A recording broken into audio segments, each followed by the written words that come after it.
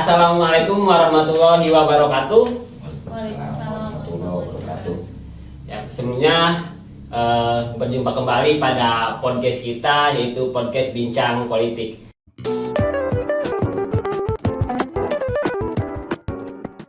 Pada kesempatan kali ini, izinkan saya Hadi Anwar Mutha dan Saya Nanti Puspita Dewi sebagai podcaster dan narasumber kita kepada Bapak Usep Setiana sebagai narasumber pada hari ini. Oke, baik, sebelumnya izin memperkenalkan diri Pak ya. Kita ini dari Himakom, dari Himpunan Mahasiswa Ilmu Komunikasi. Izin bertanya sedikit terkait terkait politik dalam konteks pendidikan kita sebagai mahasiswa gitu, dan sebagai masyarakat juga. Boleh. Siap. Jadi izinkan saya sebelumnya memperkenalkan narasumber kita dulu. Beliau adalah Bapak Usep Setiana. Kebetulan beliau juga anak bungsu, ya Pak ya? Ya. Betul, anak bungsu. Ya, yang 40 tahun lalu lahir dari seorang ibu yang sangat tangguh dan sebagai pedagang buras di sekolah SD, Masya Allah. Betul. Sampai menjadi bapak seperti ini, seperti itu ya. Jadi yang sekolah di SDN 3 Pegelaran tuh, itu yang sudah lama-lama pasti merasakan buras mama saya. Buras. Tahun berapa itu Pak? Tahun berapa ya? Pokoknya dari 2000 ke bawah. Dari 2000 ke bawah. Dan beliau ini sudah pernah bekerja di LSP RUKTKI Mandiri di Jakarta Pak ya? Ya betul. Tuh, terus pernah menjadi instruktur bahasa Korea di Subang. Betul. Terus pernah menjadi kepala sekolah khusus swasta. Ya. Pernah menjadi anggota BPD. Ya. Pernah menjadi pengurus BKAD. Ya. Jurnalis dan pimpinan umum salah satu media online. Betul. Tuh, dan juga aktif sebagai pengurus di berbagai organisasi, pebisnis atau usahawan, dan istri bekerja sebagai guru ASN ke-3K. Betul. Tuh, diangkat tahun berapa itu Pak? Tahun kemarin. Tahun kemarin. Kemarin. Betul sekali ya Pak. Dan di 2018 kemarin beliau bergabung dengan Partai Nasdem dan menjadi kontestan pada Pileg 2019. Seperti itu. Nah, sebelum kita masuk lebih dalam gitu Pak ya, kenapa Bapak lebih memilih masuk ke dalam dunia politik gitu? Dunia politik. Iya. Saya masuk dunia politik itu karena yang pertama adalah ingin ikut andil langsung di dalam pemerintahan, artinya bermitra dengan pemerintah, di mana saya ingin memperjuangkan langsung aspirasi masyarakat. Gitu. Jadi dengan terjun langsung, jadi tidak kita di bawah gitu, jadi langsung. Jadi terjun langsung mewakili suara masyarakat seperti itu. Ya, karena sehari-hari kita selalu mendengar aspirasi masyarakat. Jadi tergerak gitu. Tergerak. Oke. Sebelumnya kita ada beberapa pertanyaan, mungkin ada 4 atau 5 pertanyaan ya. 5 pertanyaan. 5 pertanyaan Pak dari ini. Mungkin kalau misalkan nanti kita bisa terus berlanjut untuk pertanyaan selanjutnya di pertemuan yang selanjutnya akan datang. Ya. Oke. Untuk pertanyaannya mungkin akan dibacakan oleh Nanti. Silakan. Baik Pak, untuk pertanyaan pertama yaitu, jika Bapak terpilih menjadi wakil rakyat, apakah Bapak siap terbuka kepada masyarakat terkait contohnya kayak pendapatan daerah, bantuan-bantuan dari pemerintah atau hal-hal lainnya? Baik, ini apabila saya terpilih nanti Ya. di 2024, tentu yang namanya program-program, kemudian pemerintah, anggaran-anggaran pemerintah, tentu itu sudah menjadi kewajiban dibuka ke publik. Artinya keterbukaan publik itu di mana saat ini memang dilakukan oleh pemerintah. Gitu. Nah, saya tentu sebagai wakil rakyat ke depan, insya Allah akan membuka itu tentunya dengan aturannya sesuai dengan undang-undang. Karena bisa jadi kayak misalkan rahasia negara belum juga sudah dibocorkan, artinya seperti itu. Namun ketika itu menyangkut terhadap program-program rakyat, itu rakyat wajib tahu, karena itu hak mereka untuk mengetahui apa saja yang menjadi program. Gitu. Pasti akan terbuka kepada masyarakat Pak ya? Pasti akan terbuka dengan masyarakat. Lanjut. Terus bagaimana sikap Bapak terhadap masyarakat yang pendapatan ekonominya kurang atau rendah gitu Pak? Atau memiliki penyakit menahun gitu ya, dan yang tidak anak-anaknya yang tidak melanjutkan sekolah gitu. Ya. Ini bicara konteks sekarang atau konteks ketika nanti terpilih? Nah, mungkin konteksnya dari sekarang dan mungkin ketika terpilih ketika seperti terpilih itu. gitu, Pak. Artinya begini, beberapa hal yang tadi yang disebutkan itu merupakan hal yang sangat penting untuk diupayakan. Bukan hanya ketika nanti saya terpilih, bahkan saat ini pun ketika bagaimana tentang apa tadi, penyakit menahun, kemudian ekonomi, kemudian hal-hal yang lain, apalagi satu lagi, Anaknya yang tidak lanjut sekolah. anaknya yang tidak lanjut sekolah, itu harus kita dorong agar apa? Agar mendapatkan pelayanan dari pemerintah. Contohnya untuk misalkan ekonomi yang rendah, tentu pemerintah harus berupaya bagaimana meningkatkan perekonomian warga agar meningkat, gitu kan. Yang kedua, ketika misalkan penyakit menahun, tentu negara atau pemerintah mempunyai kewajiban, ada hak kesehatan warga yang harus memang dipenuhi oleh pemerintah. Kemudian tadi dengan yang putus sekolah, di mana kita tahu bagaimana program pemerintah terhadap bidang pendidikan sekarang ini kan sangat wajib ya, bukan hanya 9 tahun, tapi kan kita maksimalkan menjadi 12 tahun. Tentu ini harus menjadi pedoman penting bagaimana kita mendorong agar pendidikan ini meningkat. Jadi angka pendidikan itu harus benar-benar maksimal. Jadi harus sekolah itu wajib. Tentu itu banyak langkah, diantaranya adalah dengan kita memberikan karena seorang wakil rakyat itu kan pasti berbaur dengan masyarakat. Berbaur dengan masyarakat di lapangan. Tentu salah satunya ada bagaimana kita sosialisasikan bahwa betapa pentingnya menuntut ilmu, betapa pentingnya bersekolah. Kenapa? Tahun ini saja, ibaratnya kita yang jangankan yang lulusan SMA, yang lulusan sarjana saja susah kan? Betul. Apalagi nanti untuk beberapa tahun ke depan. Maka saya pikir ini menjadi tanggung jawab kita semua. Dan lagi-lagi, wakil rakyat itu bukan penentu, tetapi sebagai mitra dari pemerintah. Artinya mengingatkan pemerintah dan hal lainnya, begitu. Silakan. Nah, jadi langkah utamanya adalah sosialisasi gitu Pak ya. Iya. Sosialisasikan. Iya, memberikan pemahaman. Karena masyarakat itu butuh pemahaman bagaimana baik itu pendidikan formal atau pendidikan non formal agar anak-anak masa kini menjadi harapan generasi penerus bangsa. Karena hal yang paling utama adalah pendidikan. Bagaimana membentuk mental, membentuk karakter bangsa agar ke depan bisa lebih maju. Iya, betul. Sangat mulia sekali ya keinginan, Masya Allah. Amin. Oke Pak, untuk pertanyaan selanjutnya yaitu sikap mendukung ya. Ya. Bagaimana sikap Bapak jika masyarakat memiliki kepentingan atau menyuarakan pendapatnya gitu Pak? Ya. Terkait jalan yang rusak, sistem pemerintahan yang positif, atau pelayanan kesehatan yang tidak merata. Ya. Bagaimana itu Pak? Ini artinya menyuarakan hal yang positif dan negatif. Ya kan? Betul. Nah, ini sangat penting.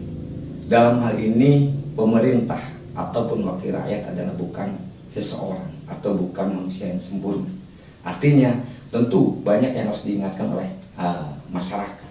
Nah, dalam hal ini adalah ketika menyuarakan tadi, seperti misalkan jalan yang rusak dan hal yang lain, saya sangat apresiasi. Bahkan bukan hanya mengapresiasi, saya juga punya dokumentasi bagaimana saya berjuang untuk agar jalan yang tadinya rusak banyak kita suarakan kepada pemerintah agar segera dibangun. Nah, itu sangat harus. Saat ini kita butuh masyarakat yang peka, bukan hanya diam dan menikmati kekurangan, tetapi bagaimana dia tunjukkan bahwa ini harus diperjuangkan, ini harus dilakukan oleh pemerintah. Tapi tentu lagi-lagi semua harus dilakukan sesuai dengan aturan.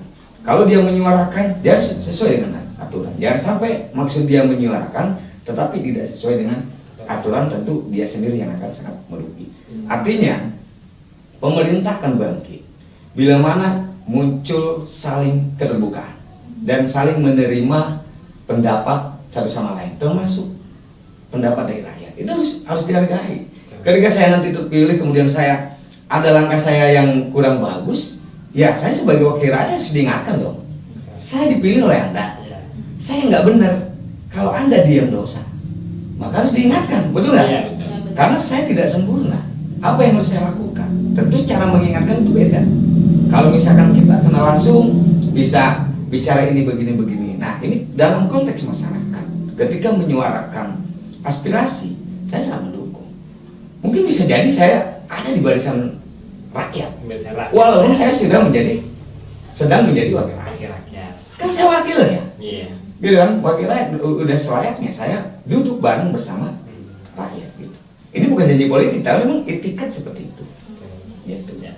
Jadi di balik mungkin suara rakyat yang mengutarakan misalkan kita kekurangan inilah, kita mungkin jalannya rusak lah. Jadi harus sesuai aturan ketika ingin melaporkan juga. Betul, dan dalam hal ini tentu pemerintah juga tidak mungkin berdiam diri terhadap jalan lingkungan yang rusak, terhadap hal yang lain. Mungkin ada aja alasannya, tadi anggarannya atau apa gitu. Tapi kan ada hal logis.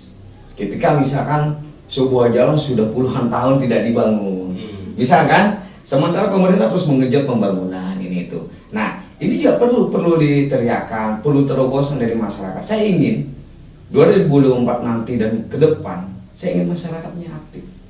Bagaimana sama-sama mengontrol kinerja pemerintah, bagaimana sama-sama menyuarakan apa yang menjadi keluhan mereka. Karena ini kalau tujuannya baik untuk pembangunan yang lebih baik, untuk perubahan yang lebih baik, maka saya selalu mendukung. Gitu. Sampai detik ini, insya Allah. Gitu. Jadi bukan hanya jalanan yang rusak Pak ya, mungkin tadi juga ada beberapa poin yaitu tentang kesehatan yang tidak merata Pak.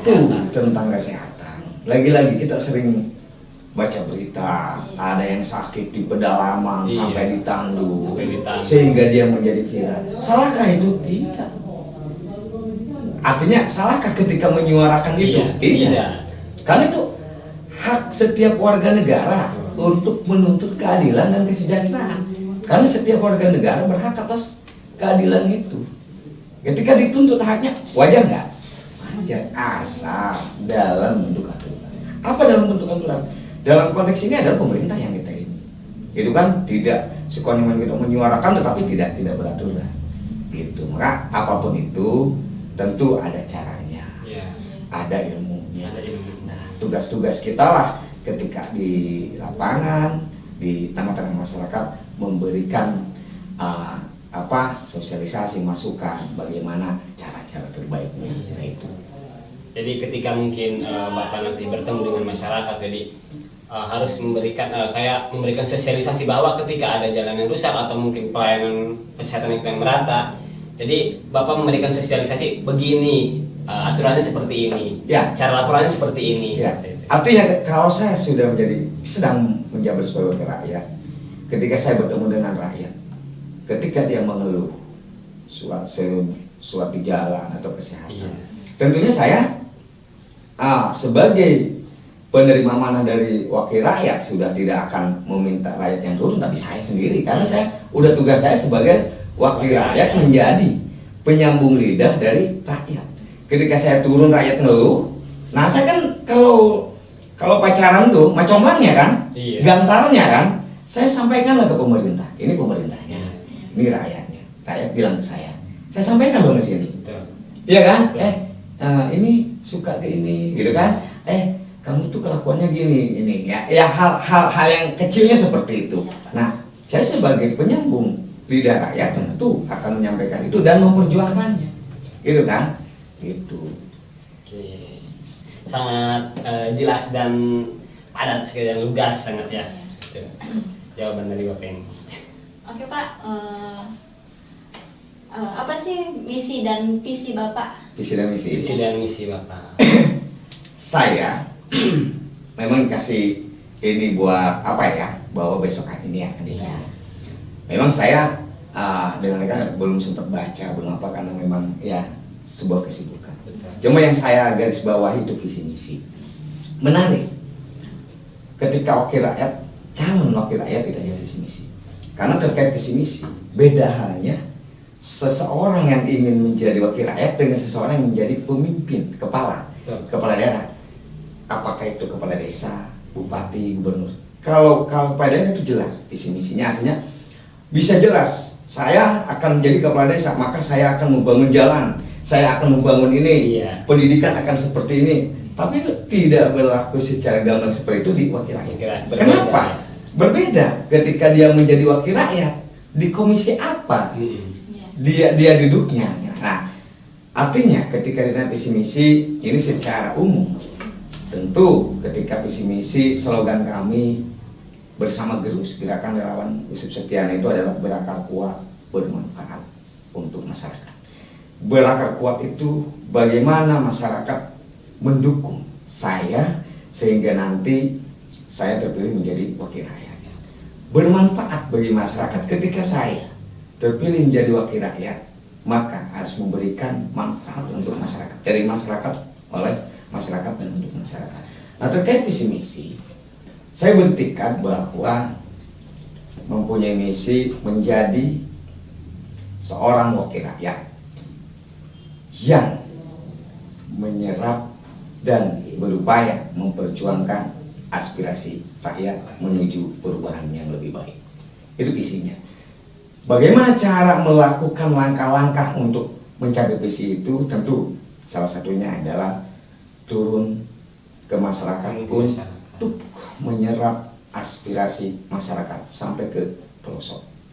Yang kedua, bagaimana saya memperjuangkan aspirasi itu. Kemudian yang ketiga, mensinergikan aspirasi itu terhadap pemerintah. Lagi-lagi, wakil rakyat bukan sang pengabul, bukan tukang membangun, tetapi bagaimana menyuarakan aspirasi. Anda juga ketika aksi itu udah menjadi mewakili rakyat kan? Nah, tetapi itulah kenapa saya ingin menjadi anggota DPRD. Nah, ketika menjadi anggota DPR, mewakilnya duduk gitu loh, punya legitimasi bahwa kita itu wakil rakyat. Nah, itu artinya bagaimana visinya saya adalah menjadi wakil rakyat yang siap untuk menyerap, memperjuangkan, mengawal aspirasi rakyat. Nah, itu nggak jauh dari aspirasi. Nah, itu karena ketika duduk mungkin saja saya di komisi 1 gitu kan, tentang hukum, komisi 2 tentang apa tuh, dan pendidikan atau pertanian, komisi 3, komisi 4 tentang pembangunan, tergantung saya di situ. Tapi tentu sebagai wakil rakyat nanti ketika saya di pembangunan, kemudian ada nanti aspirasi tentang pendidikan. Nah, itulah butuhnya sinergitas antara wakil rakyat.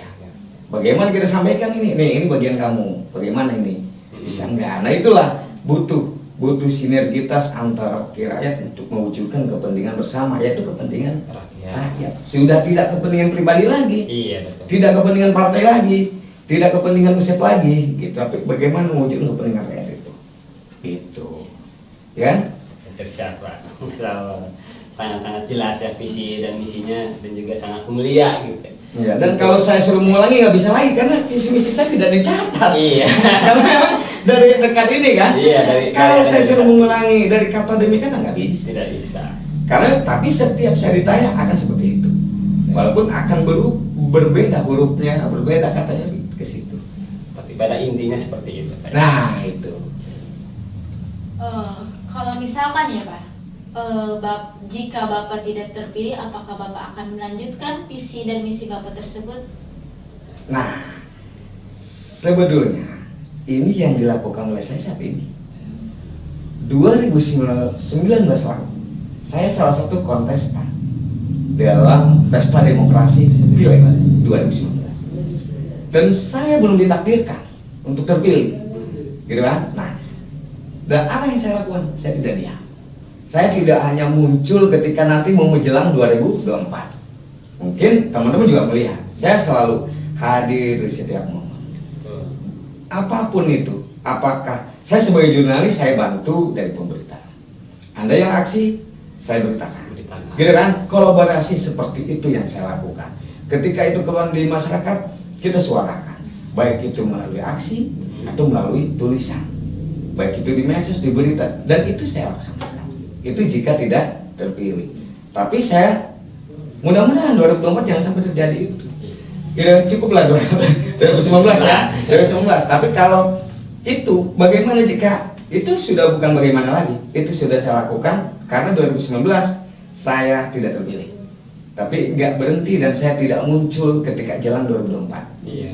Silakan dicek aja di beranda-beranda saya, terus medsos saya, semua saya terus bergerak dengan keterbatasan. Iya, betul. Dengan kemampuan keterbatasan.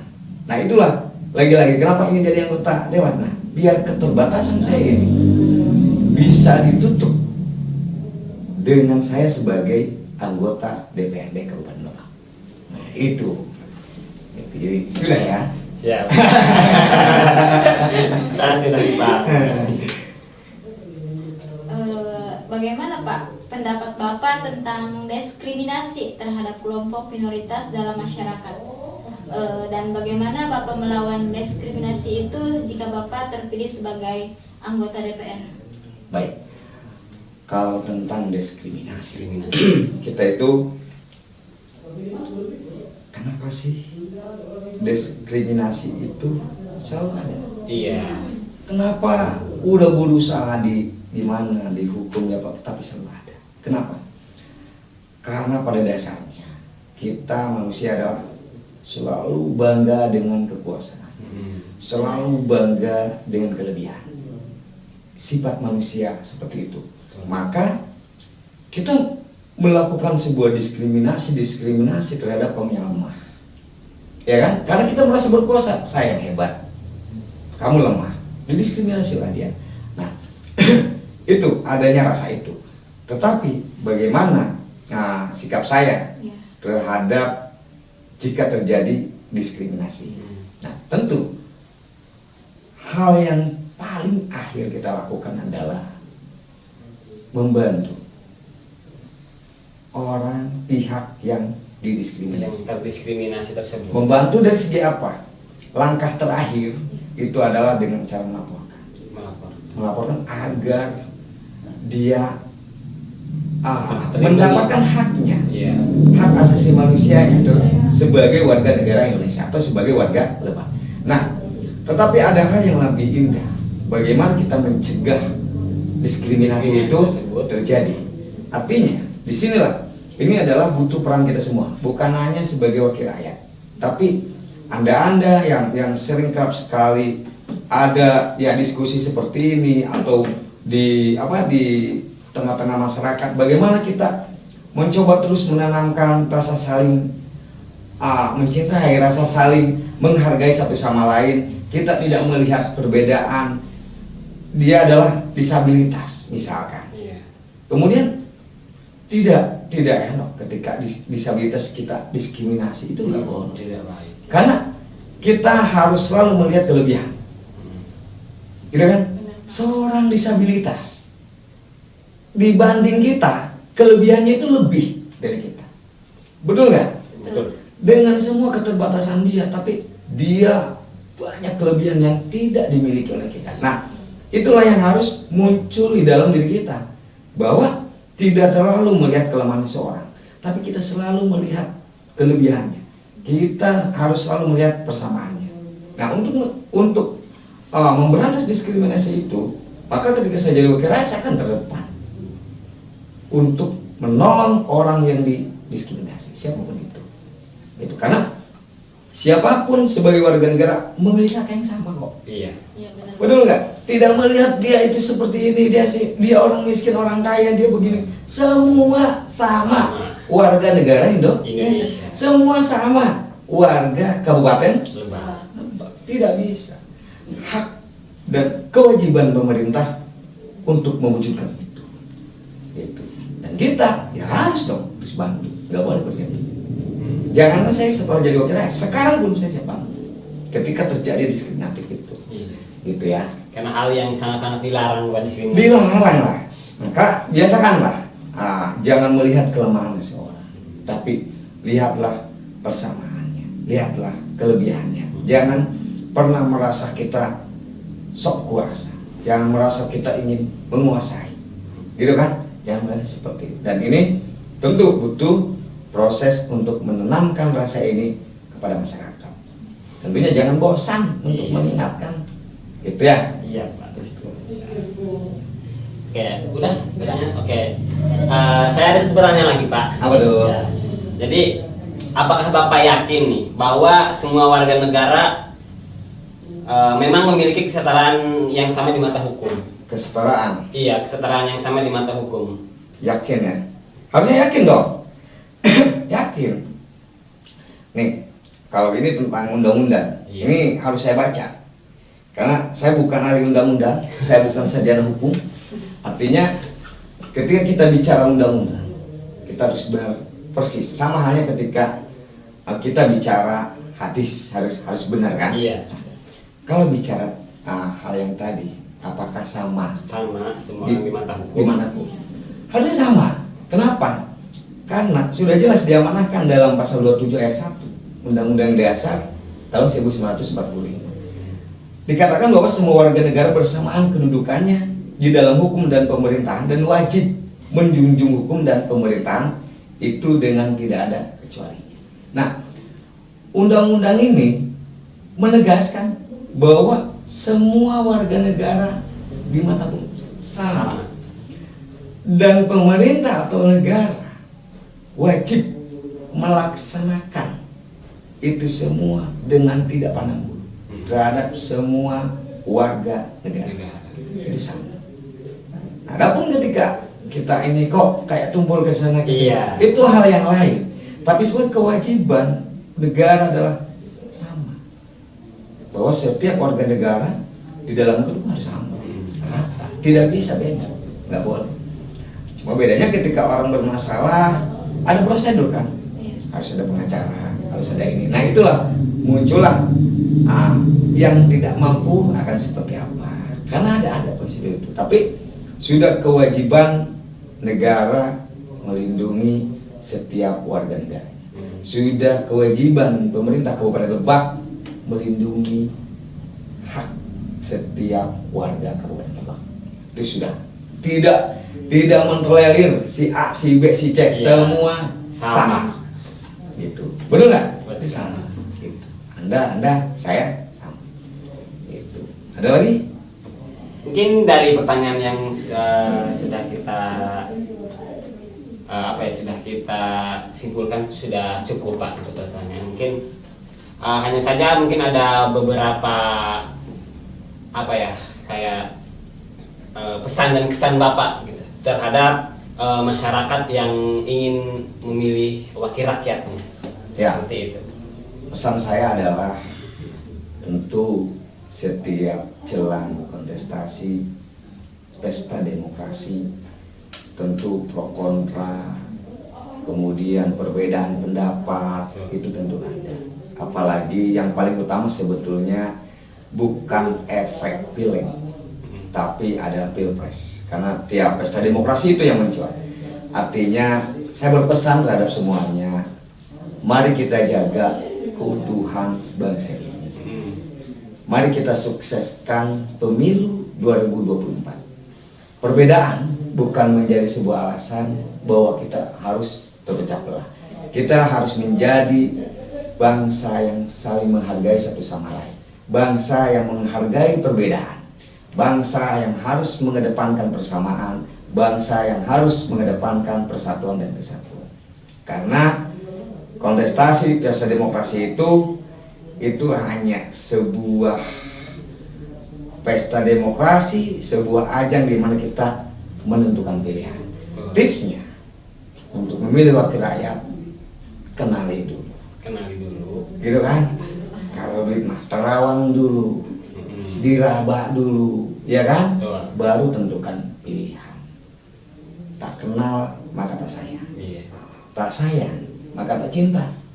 Tak cinta maka tidak nyoblos. Jadi kalau nyoblos itu harus cinta. Jangan nyoblos karena sesuatu. Maka jadinya pun nanti nyoblos karena cinta, karena sesuatu. Karena uang, ketika ini tidak punya uang putus kan cintanya, betul nggak? Maka kedepankanlah akal sehat untuk memilih. Harus yang benar-benar menurut kita itu baik. Bukan hanya semata kedekatan, bukannya semata sesuatu. Maka dari sekarang ada waktu ya mungkin sekitar hampir 8 bulan lagi untuk semua warga silakan dinilai kira calon mana yang tepat menurut hati warga. Nah itu mana yang tepat dikenali dulu. Kalau memilih Usep itu siapa? Tadi kan Usep itu 40 tahun lalu anak seorang pedagang buras, gitu kan? Oh begini, oh dia punya pengalaman apa? Oh dulu dia pernah di lembaga sertifikasi profesi, lembaga uji kompetensi TKI Mandiri. Oh dia pernah di LSP. Oh dia pernah ini apa? Pernah menjadi apa? Instruktur bahasa Korea. Dia pernah menjadi seorang kepala sekolah swasta, kepala sekolah SLB loh saya, bukan kepala sekolah umum ya. Kepala sekolah SLB. Oh dia pernah begini, pernah begitu. Bibit, bebet, bobot itu wajib diketahui agar tidak memilih katak dalam karung. Nah, itu. Jadi kalau pengen maju, ya harus benar-benar memilih itu. Kalau pengen langgeng hubungannya, harus benar-benar menentukan pilihan hati, ya kan? Agar ketika hubungan sampai nikah, sampai punya anak, punya cucu, kan awalnya harus benar dulu. Iya betul. Sama memilih juga menentukan pilihan yang sesuai dengan kriteria yang kita inginkan.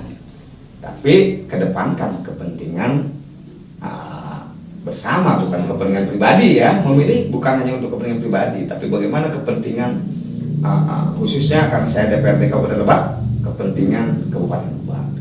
Itu, nah, seperti itu. Oke, untuk di akhir segmen mungkin ada jargon Bapak, silakan. Kalau ada jargon atau yel-yel boleh. Kalau jargon saya tadi berakar kuat, bermanfaat bagi masyarakat. Boleh kampanye nih? Spesialisasi. Silakan. Spesialisasi ya.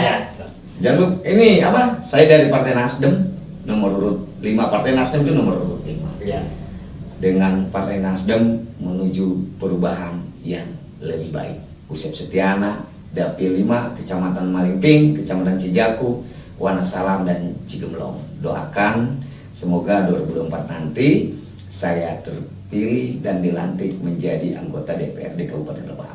Dan setelah dilantik, saya bisa menjadi orang yang diharapkan oleh warga Kabupaten Lebak khususnya Dapil 5, yaitu menjadi seorang legislator yang mengedepankan, menyerap aspirasi, kemudian memperjuangkan, mengawal aspirasi rakyat untuk perubahan yang lebih baik. Mantap sekali. Sudah sampai di akhir pengunjung acara kita. Terima kasih kepada narasumber kita, kepada Pak Usep Setiana telah memberikan sedikit aspirasinya gitu, dan juga harapan-harapannya, keinginannya untuk menuju kursi legislator di Kabupaten Lebak. Terima kasih saya ucapkan kepada para penonton sudah menonton. Hadanallahu wa iyyakum ila siratal mustaqim. Assalamualaikum warahmatullahi wabarakatuh.